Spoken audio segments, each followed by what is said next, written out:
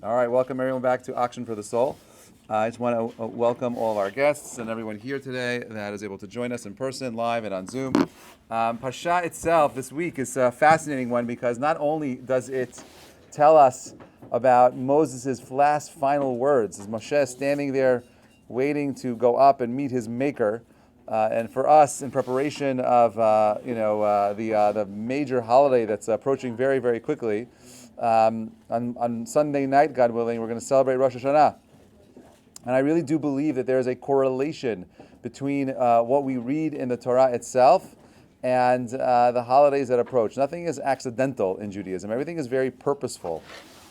We believe that there is a God that created the world, and everything around us is meaningful, and nothing is accidental at all. Thank you so much. So the Parsha begins as follows: Atem Nitzabim Kulchem Hayom. Okay, the Torah itself is giving us a deep understanding, a little bit of an appreciation as to how Moses prepares the people. The Mishnah in Perkei Avot says as follows: it says, "Ezu HaChacham, who is the wise man? Haroeh et hanolad, one who's able to foresee what will happen." Right? Wisdom comes from having foresight. Wisdom comes from someone who has the ability of looking forward into their lives and recognizing that these are the scenarios that I may have to deal with, and I'm prepared for them. Nothing happens accidentally. Nothing happens, in an unprepared kind of fashion. And I often tell people that they make this mistake, and we think that the way to have a great day is by waking up and having a great morning. But in truth, the way you have a great day is by having a prepared night. Your day begins before you go to sleep. And this is a deep secret. The most successful people in the world have a very clear vision of what they want to accomplish before they go to sleep. That means at night when you're sleeping, you have a clear picture. Morning, I'm getting up at 7 o'clock. I'm going to bed Knesset. At 8 o'clock, I'm going to hit the gym. At 9 o'clock, I'm going to be at the office sharp on time so I could be a great example for everyone else around me. I want to go ahead and I want to kill it today, right? But that vision doesn't start when you wake up, because you know what happens when you wake up? When you wake up, you're struggling with, should I get out of bed? Did I sleep enough? Did I get enough rest? I want to be healthy, so I really need to sleep for another half hour. It's really dark outside, and my pillow is feeling really comfortable right now. I'm not going anywhere. I am comfortable where I am. And this is a mistake. We call that the evil inclination, right? That each of us has this inclination that wants us to chill. You see, the default setting of the body is to exert zero energy. It wants to be efficient. It does not want to invest in expending any kind of effort. Right? So for example, if you have a choice between remembering something or forgetting something, you're going to forget it, 100%. If the body has a choice between getting rid of muscle or fat, what do you think it's going to get rid of first? Muscle. It's going to get rid of muscle first. Do you know why it's going to get rid of muscle first? Because it takes a lot of effort and energy to preserve muscle in the body. You have to work out the muscle, you got to feed the muscle protein, and therefore the body's default setting is scarcity. It's not going to be there. And if I'm going to be super efficient, get rid of the muscle, you won't have that stuff. You want to remember, you want the muscle. What are you doing to prepare to maintain that stuff? Right? That's ultimately what it's about. Ultimately, what it's about is how prepared you are. Okay, and this is a very, very powerful idea because Moshe, this is the last day of his life. He could be doing 1,000 other things, spending time with his wife, with his children, spending time with his brother, right? Spending time with, actually his brother passed away already, his sister passed away already, he had no siblings, Moses was alone at this point, but still he could have spent more time with Joshua, he could have spent more time with his children, his grandchildren, but that's not what he does, right? He chooses something different, right? And the question is, why? Why is this Moses' path?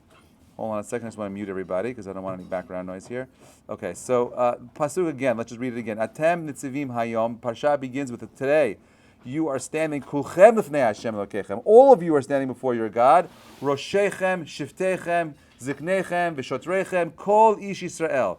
You are standing today, everyone. The leaders of the tribes, the elders, the officers, every man of Israel. Everyone's there. Tapchem, Neshechem, your children, the women, Gercha, the converts, Asher Bekerev Machanecha, who are in the midst of your camp.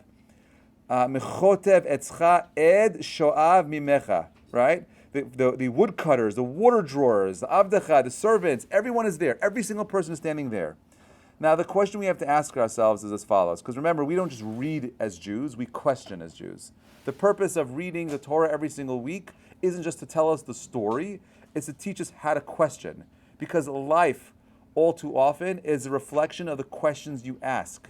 If you are not asking meaningful questions in life, you cannot live a meaningful life.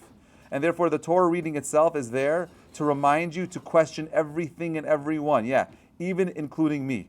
Question everything. The rabbi is not there to tell you what to do. The rabbi is there to help you ask better, deeper questions, to clarify that which is missing and lost. So, the Torah tells us like this. It says, Atem Nitzabim. The word Nitzavim means to stand. Now, okay, you're all standing today. Well, number one is, why do we got to stand? Number two is, why do we have to go ahead and figure, why do we have to use this word Nitzavim? Why use the word Nitzavim? The word that typically is used, and we see this a little bit later in the Pesukim itself, is the word Omdim, is the word used to stand. What does the word Nitzavim mean? The word Nitzavim comes from the word Matseva. A Matseva is something that you use where? Today? In a cemetery. A tombstone is a Matseva. Or some kind of stone that you're going to put up to tell a story, to stand the test of time. So when Moses is asking the Jewish people, Moshe is asking the Jewish people to stand today, he's not saying stand regularly. He's saying stand up like a matzeva would stand up. Stand up like a tombstone. Stand up like a some kind of a stone you'll put up. If anyone has been here, I'm not sure if anyone was in Manhattan yesterday, but Manhattan yesterday was absolutely insane. Okay, because we have our president, our brilliant president, is in New York City. He spoke yesterday at the UN General Assembly. I did not know he was going to be here yesterday. I actually drove into Manhattan, which was a mistake. It took me, just so you understand, it took me 2 hours to drive from 27th and Lex to 63rd and 5th. 40 bucks. Okay? It was 1.7 miles. 2 hours. I could have walked fast. I could have walked faster. I could have done anything faster. It was a pain. It was pain. It took me yesterday 30 minutes to get off the Queensboro Bridge. I was on the bridge for a half hour. Crazy traffic in and around Manhattan. Please, wherever you are, stay local as you can, which is why I'm not in Manhattan right now. I'm in Queens right now, which is more local than being in Manhattan itself. Okay, so the president comes in and everything shuts down. Okay, we get that. Moshe is about to leave the last day of his life, and he wants the Jewish people to stand in a way that's not typical. What is this standing, and how do we relate this standing to the big holiday that's approaching on Sunday night? Sunday night, for those of you that don't know, is Rosh Hashanah. It's the celebration of the Jewish New Year, but it's not January 1st kind of celebration. It's a different kind of celebration, and we'll talk about that a little bit later. So let's explain. How many of us have found ourselves in circumstances, and I believe, by the way, this idea is very much tied into Rosh Hashanah, where we found a moment of inspiration, we know what we need to do, we're committed to it, and then 2 hours later, you forgot. You know what I'm talking about? Oh, yeah. Right? Where you get yourself to a point where you're super clear about what you want to do, what you need to do, a new resolution, New Year resolution even. I'm making the commitment, I'm calling people about it, and boom, I'm out, I'm done, I forgot about it already. And day one, when you're supposed to start, you forgot, I'm out. How did that happen? Now, let me ask you the question, right? When you made that original commitment, was it real or was it what we call sketch? Was it fake? Right? So I'm going to argue that when you made that commitment, it was real. That it wasn't a sketch commitment. The issue wasn't in the commitment itself. The issue is in how you prepared. You see, the wise man he's prepared. The wise man figures out that if I want to go ahead and go on a diet tomorrow, it's not going to work if I have a whole entire big Duncan Hines mix of cookies in my cabinet. It doesn't work like that. That means the first thing I got to do is I got to prepare. So I want to go on a diet, I got to make sure I have the right food. Get rid of all the bad food. Make sure I have the right food. Where do you take all your cookies? Bring it to the neighbor that you don't like. Let them struggle with that challenge of eating the cookies. Not your challenge. Get rid of the challenge. Make it impossible to get the bad food. Prepare for yourself. Where are you going to get your meals for the whole week? Did you figure it out yet? Because if you're going to go on a diet and there's no real plan, in effect, to maintain that level of commitment, it's going to fail 100% of the time. When I usually go on a diet, I'll do it for 3 weeks out of the year, right? And those 3 weeks, I hire someone to cook every single meal for me. So I don't think about it. Now I know every single meal is there. Every meal, every dessert is done. I'm good. And I always lose weight like that. Always. Because I know exactly what I'm doing. I know where I'm going. It's so much easier. Make it as simple as possible. Moshe is asking the Jewish people right now to make a commitment. He understands that when he dies, there's going to be a loss of inspiration, a loss of clarity. Right? I know what happens. I leave the office today. You're all nice Jews. You're wearing your kippot. I walk out. Boom, it's all gone. You guys talking differently. Everything stops. Now you're eating. You're having your lunch and learn. Whatever it is, right? But the rabbi walks out and everything changes. You degrade. You want to upgrade yourself when you're around great people. Not that I'm great, but a little bit, right? To push you to be a little bit better, right? But ultimately, at the end of the day, we do what's convenient for us. But there are moments when we're inspired. Hopefully this is an inspiring moment, not just good sushi and Chinese food, okay? So Moshe recognizes that his death is going to result in a degradation of inspiration, a degradation in clarity. So how do I get the people to maintain that inspiration? What do I get them to do? I ask them to stand. Stand today, but not like a typical standing. Atem Nitzabim hayom. Today. Today is the day you're going to stand a little bit differently. Today, everyone, together. You want to know how you keep a commitment? Make an oath publicly. You call your friend, I'm on a diet. Oh, everyone in the office knows I'm on a diet. I'm working out. Call me out on it. Call me out on it. I need the support. Do it collectively, together. Everyone get involved. Not just, I'm going to do this tomorrow by myself. No. Atem Nitzavim kulchem hayom. Everyone is going to do this together. When you see yourself as not just a lonely agent working in this world by yourselves, but you see yourself part of a team. That's the beauty of a team, right? Team isn't just so we could amplify what we're doing for the sake of just making money, right? Which helps, definitely, right? You would not be able to produce what you do alone. You're able to produce more because you have people here you're working with together collectively. But it's not just about that. It's about everything in life, right? God willing, you want to achieve X amount of things in your lives, find yourself a partner, mentor, chavruta, someone that you're doing it with. You cannot do it alone. You don't have a coach, you're not going to succeed. You are 1,000 times more likely to be 1,000 times more effective in the gym if you have a gym partner.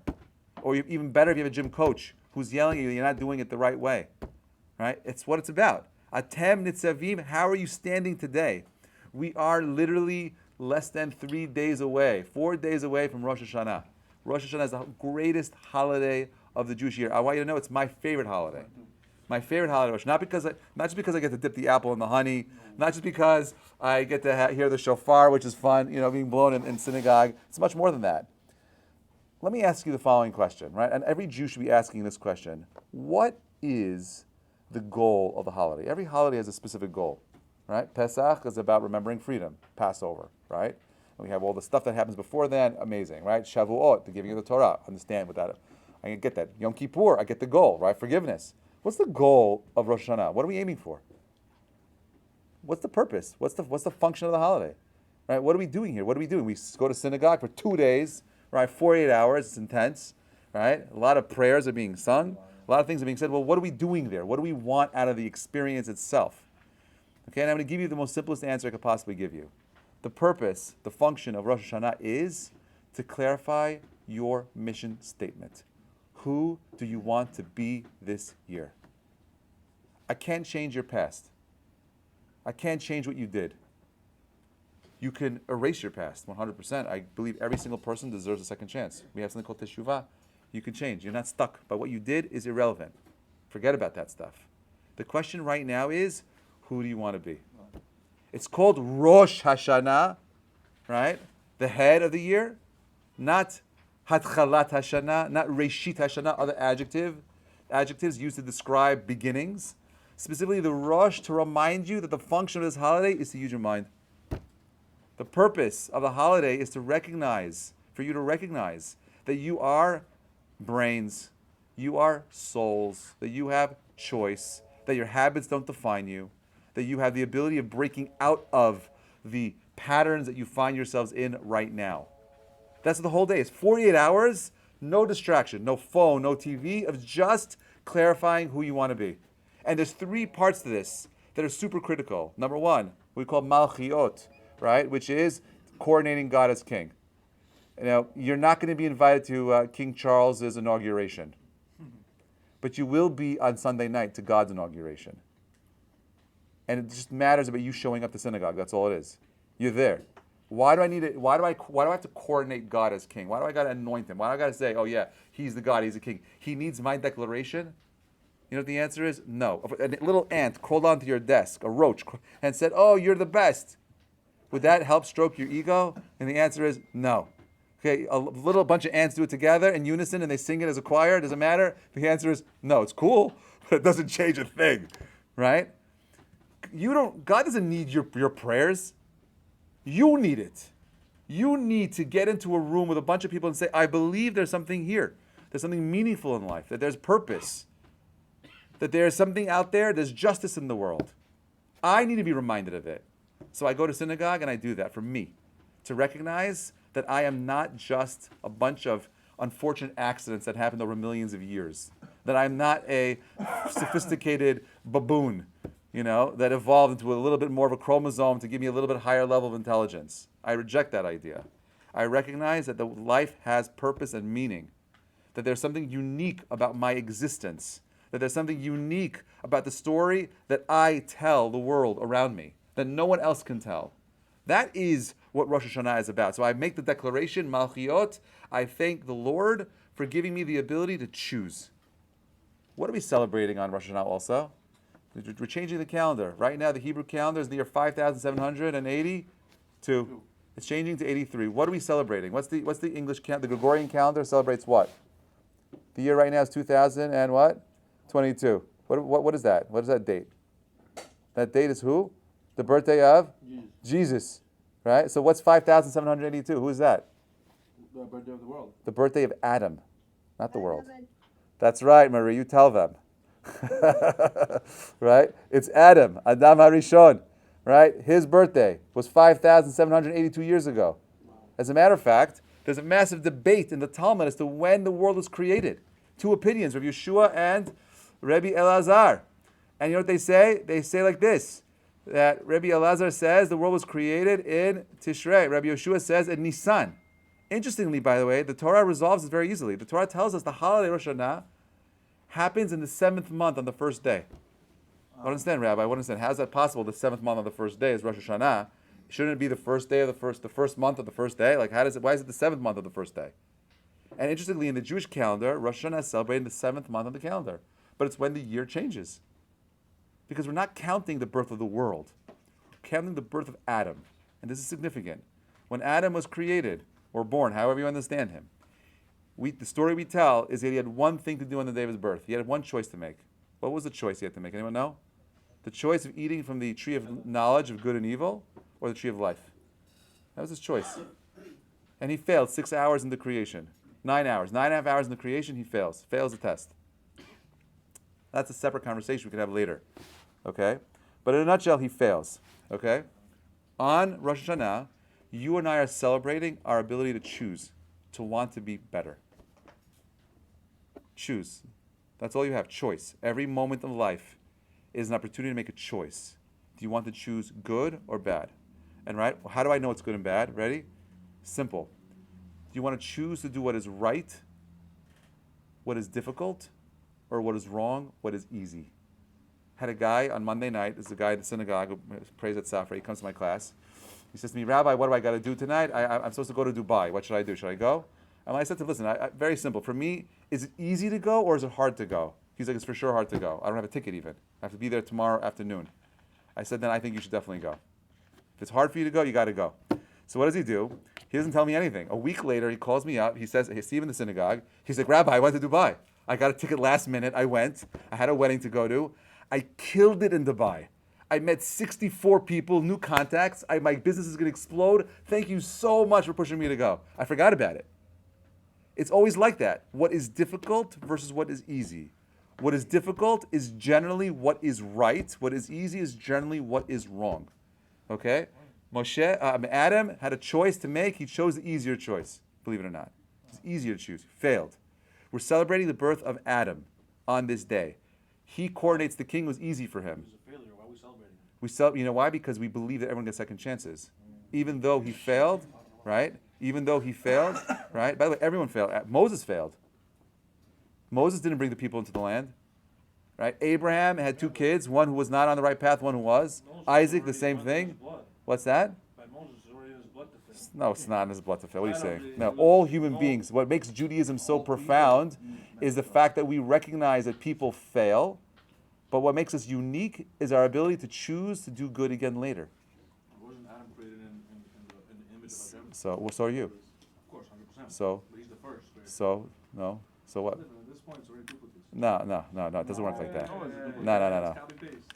Nice try. Hey, different face. Everyone over here is giving you down fingers. All right. Anyways. Most religions Anyway. So you have there's three things. Ready? Malchiot. And then you have something called zichronot. Right. The second part of Rosh Hashanah is remembering where you came from. Remembering that if you're here today, you come from a long line of people that fought really hard to give you the ability to have your identity. It's not just you. In life, if you don't have clarity as to where you came from, you can't move forward. History is our rear view mirror. Without it, you don't know how to change lanes. You don't know how to advance. So the second step of making the year great, first, coordinating the king. Anything is possible, you got to choose. Number two, we got to remember where I came from and be grateful for it. Do you feel gratitude for what you have and what has been given to you? If you don't, you can't move forward. You cannot grow unless you're happy. You can't be successful if you're depressed. Success, greatness, excellence can only come from a place of simcha, of happiness, period. So we do that by first just appreciating, my parents are not perfect. I appreciate what I got. I got what I got. You get what you get, and you're not upset, right? That's what I teach my kids, right? You get, you're not upset. That's just the way it is, right? The same is true with adults. Accept you are who you are. I can't change who I am. I can only change who I want to be, right? I am where I am right now. Can't go back. I could just choose right now that tomorrow will be a little different. Tomorrow will be a little different. Okay, so zichronot is the second part of it. The last part is called shofrot. All right? Shofrot is blowing the shofar. Okay?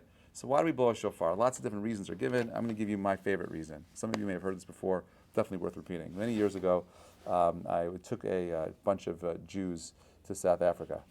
Okay? And were you there for that? No, you didn't. Oh, I didn't invite you. Okay, fine. Some people are resentful that they can't go on my trips. It's just the way it is. But anyway, they carry it out. They hold me around to torture me forever and remind me every single day. But anyway, so had he been on that trip, he would have known that what we did was we spent Shabbat in a place called, not Cape Town, we spent Shabbat in a place called, I'm blanking on it right now. I don't know why I'm forgetting. Johannesburg. Did I tell you the story before? No. Marie, you're the best. That's right. Joburg. That's right. Johannesburg. Thank you. We spent Shabbat in Johannesburg, and then the next day we went out to what's it called? We went to Kruger National Park. Okay, we're in Kruger National Park, and when you go to the park, you're usually on a little like open Jeep, and you're driving through the park, and you're looking for the big five. These are the big five beautiful animals, right? A lion, a giraffe, a zebra, a rhino, whatever the other one is. I don't remember. An elephant, right? Those are the big five, okay? So everyone's highlight is to see a lion. Yeah. And everyone's highlight is, and by the way, only 1 out of 1,000 people see a lion killing another animal. Oh, yeah. Okay? So we're out there, it's very early in the morning, and it's misty out, okay? And you can't really see like 10 feet in front of you. You have a guy with a shotgun in front of you and a shotgun behind you, just in case something drops out of you, whatever it is, okay? You're walking through the forest, quiet, okay? And all of a sudden, we're on a valley, we're coming up this little like hilltop, and all we hear is something eating something else in the forest. It's a terrifying sound early in the morning. And as we come up, 30 feet away from us, a humongous lion. These are African lions, not like what you see in the Bronx Zoo. These huge lions, okay? And he's got a zebra on the floor, and he's ripping his guts out. We come up, okay, well, we're happy that he's eating the zebra, right? He's not going to eat us, right? And he's eating the zebra. Everything just stops. Everyone stops. Freeze. The lion freezes. He looks up. He sees us. He's got blood dripping down his face, okay? And you have the people behind me frozen. Everyone's frozen. No one knows what to do, okay? The lion picks up his head, looks around. It was like, Roar! This massive roar. I think about that roar, by the way. Every time I think about that roar, okay, I just feel like ripping off my shirt and banging on my chest. Right? It's just like one of those like crazy adrenaline moments, where like you're just like, wow, that was so inspiring. It's beautiful, majestic in nature, and like, wow. Okay? Tarzan. What's that? You feel like Tarzan. Tarzan. I felt like Tarzan. Yeah, I definitely felt like Tarzan. So I remember when I think about that moment, that feeling, that adrenaline rush, is what we're supposed to have when we hear the shofar. And it's a scream, a primal scream. I want to be great. I don't want to have the same year that I had last year. I don't want to have the same failings. I want to be excellent at everything in my life, in my marriage, as a father, as a member of the community, as a rabbi, as an educator, as a speaker. I'm always trying to upgrade. I'm always trying to be better. I don't want to settle. If you want to settle, know that you've already signed your death contract. There's no settling in life. There's only one thing. It's called growth. If you are not moving forward in life, you are moving backwards in life. The world is moving forward always. The people that are alive, the people that are making life happen, are the people that are constantly fighting for every single minute of time. Do you know how come we talk about the book of life, the book of death on Rosh Hashanah? A day that celebrates time changing, because the ultimate question is, what are you going to do with it?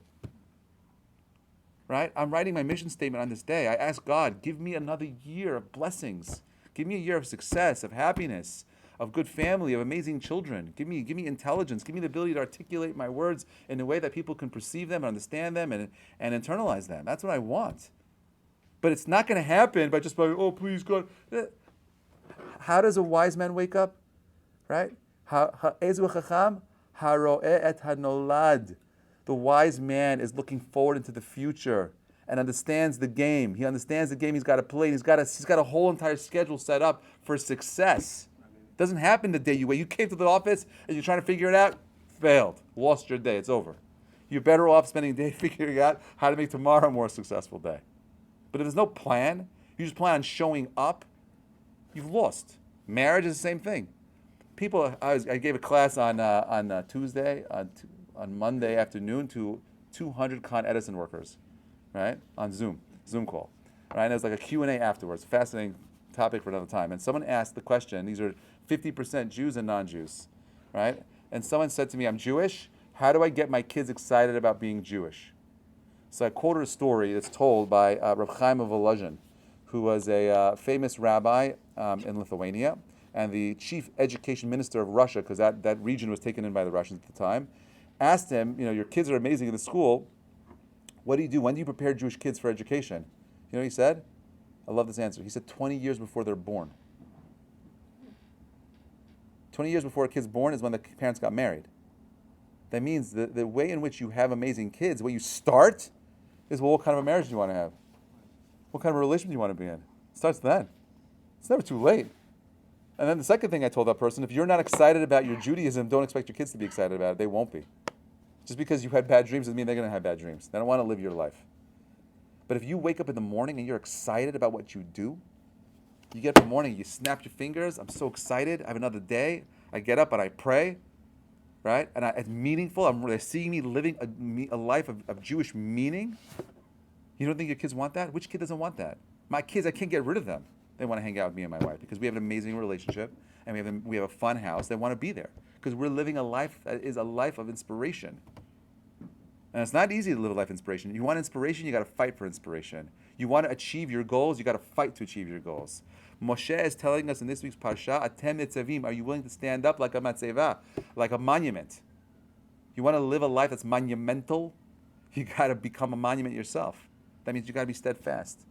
Abraham says, Ani choma, I'm like a wall. I'm not changing. I know what I want. It's clear to me. A wall doesn't move, not a door. There doesn't know which way to go. It doesn't know what's going in or out. It's always moving back and forth. A wall, unchanging. That's the commitment that we're making on Rosh Hashanah. The commitment of Rosh Hashanah happens. The commitment of Rosh Hashanah is, someone calls, and then I have to reboot the recording. On Rosh Hashanah, the commitment is that I am going to stand today with my people, hand in hand, shoulder to shoulder. I'm going to make a declaration of my newfound mission statement, and I will be relentless about achieving my goals. I will not stop until I accomplish what I need to accomplish. That's what it is. We have 10 days. Rosh Hashanah till Yom Kippur, 10 days. You'll be forgiven. Your past doesn't define you anymore. It's over. Clean. Wiped clean. What are you going to do with the new time? It's going to be the same thing again over and over again? What little changes are you making to make this year a little different? If you're not planning for it right now, you're going to fail We have 30 days. Sephardim wake up 30 days, an extra hour before tefillah, before prayer, right? Before Rosh Hashanah. For 30 days, we have something called selichot. 45 minutes of extra prayers. Sounds annoying and hard. It is, right? But it's beautiful because we sing it so beautifully. But for me, I love it. It's just like, wow, I get 30 days of preparation. I'm writing my mission statement. Rosh Hashanah comes. I have a whole 48 hours of clarifying it and asking God for. Then I have 10 more days. How could you not be inspired? Can you imagine? You're on a 40-day plan, thinking about having a successful killing year where you're awesome at everything you do, and no one takes advantage of it. People just show up. Just show up to synagogue. Show up. All right, I'm here. No wonder it's annoying. You're not taking advantage of the whole entire program. Get on the program, and you'll be inspired. Get on the program, and you'll know why your ancestors chose to fight to maintain their Jewish identities. There's nothing like it. There's nothing like it out there, I promise you. I've tried it all. Waste of time. Don't waste your time. Be like Moses. The wise man is always prepared for the future. Right? The wise man is one who has a clear plan, not when he wakes up in the morning, before he goes to sleep. It's right now, 40 days before. You want to have a great year. You want to be matzliach. You want success. Think about your future. Create a vision in your head. And don't stop dreaming. Don't stop fighting to make it real. I want to wish you all a Shana Tova Metuka. May you be blessed to merit in having more pleasant years of happiness, of health, of success. A year where you're able to actualize and articulate your mission, your goal. A year where you see everything that in life is perfectly arranged so that you can do one thing. Choose between what is right, what is difficult, versus what is wrong, what is easy. That's how you achieve excellence. That's how you express your godliness. Thank you so much for listening. Mizrat Hashem, we'll see you next year. Shana Tova, everybody.